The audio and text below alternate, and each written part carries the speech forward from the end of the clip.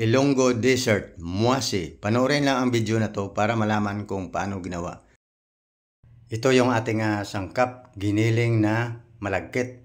Kunti lang muna yung ating gawin o lutuin. Sa inyo, depende kung ano kadami yung gusto nyong lutuin. So, pagkatapos nito, lagyan natin ng tubig. Tapos, atin na masahin, no? Masahin natin ng mabuti. Parang nagmamasa ka lang na ng tinapay. So, pagkatapos nito, atin to gawin na bilog-bilog. So, ito na siya mga kaibigan, no? Tingnan nyo lang kung paano ginawa. Yan.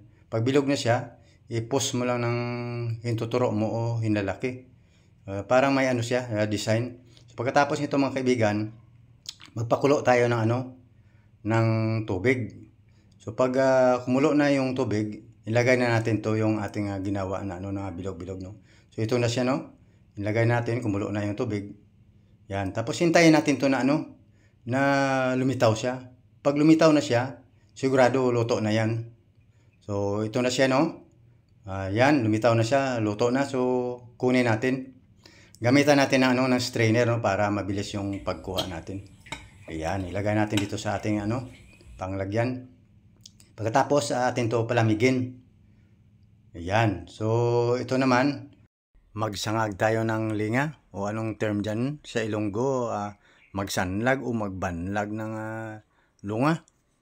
So, hintayin natin to na mag dark brown siya, no? Tapos lumabas yung kanyang bango. Pag lumabas na yung kanyang bango at saka siya, no? Medyo nag dark brown na siya. Yan mga kaibigan, luto na. So, pagkatapos nito, atin to siya bayuhin. Pinong-pino ang pagbayo, no? Yan, mga kaibigan, no? Para siya, no? Ma-crack lang lahat yan. Yan. So, pagkatapos nito bayo, pwede natin to ihalo sa ating muscovado sugar.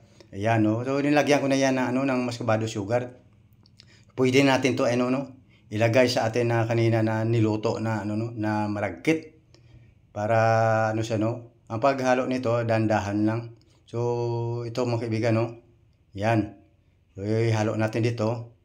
So, depende sa inyo kung anong gusto nyo. Parang maubos nyo lang ang gusto nyo. Pero ito mayroon akong ginawa na na madami, no?